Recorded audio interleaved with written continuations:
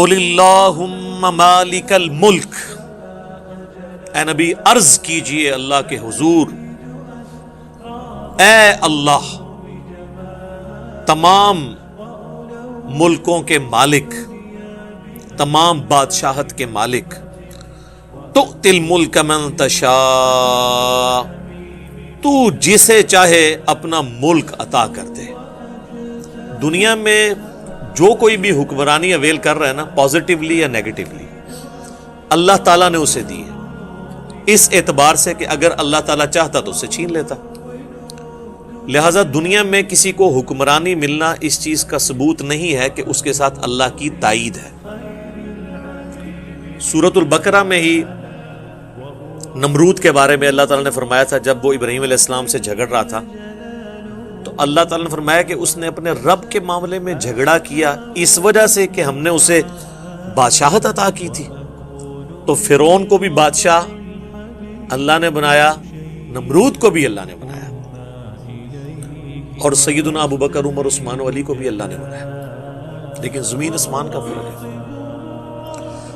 سیدنا سلیمان بن داود علیہ السلام کو اللہ نے بادشاہ بنایا، لیکن اس بادشاہت میں اور فرعون کی بادشاہت میں فرق ہے۔ لہٰذا کسی کو ملوکیت مل جائے، بادشاہت مل جائے، اس بات کا ثبوت نہیں ہے کہ اللہ کی تائید ہے اس کے ساتھ، اس کے لیے آزمائش بھی ہو سکتی ہے، اور پھر جب اللہ تعالیٰ چاہتا ہے چھین بھی لیتا ہے۔ ایک ایسا شخص جس کی زبان میں بھی لکنت تھی، اس سے اللہ تعالیٰ نے 300 سال کی فرعونوں کی حکومت ختم کروا دی۔ سیدنا موسیٰ کلیم اللہ علی نبینا وعلیہ الصلوۃ والسلام۔ تو اے اللہ ملک کے مالک، اے نبی اللہ کے حضور عرض کیجئے۔ اب یہ اس زمانے میں آیات نازل ہو رہی ہیں جب نبی علیہ السلام کو کوئی بادشاہت، کوئی دنیاوی سٹیٹس اس اعتبار سے حاصل نہیں ہے، اور پھر اللہ تعالیٰ نے آپ علیہ السلام کو دنیاوی طور پہ بھی ایک عروج عطا فرمایا۔ عرض کیجئے اے اللہ تمام بادشاہت کے مالک، تو جسے چاہے اپنا ملک عطا کرے، وَتَنزِعُ الْمُلْكَ مِمَّن تَشَاءُ، اور جسے چاہے تو ملک چھین لے، وَتُعِزُّ مَن تَشَاءُ وَتُذِلُّ مَن تَشَاءُ، تو جسے چاہے عزت دے، جسے چاہے ذلیل کر دے۔ اور یہ کمال اللہ کی قدرت ہے کہ اللہ تعالی کسی کو دنیاوی منصب دے کر بھی ذلیل کر سکتا ہے۔ یزید ابن معاویہ، اور کسی سے دنیاوی منصب لے کر اسے محروم کر کے بے سر و سامانی کی حالت میں پورا گھرانہ لٹا کر، دنیاوی طور پہ تو یہ نیگیٹو شمار ہوتی چیزیں، عزت دے سکتا ہے حسین ابن علی علیہ السلام۔ تو عزت اور ذلت کا معیار کسی کو سٹیٹس، دولت، عہدہ حاصل ہونا نہیں ہے، بلکہ اللہ اس کے لیے کیا فیصلہ کرتا ہے۔ فقر میں بھی عزت مل سکتی ہے،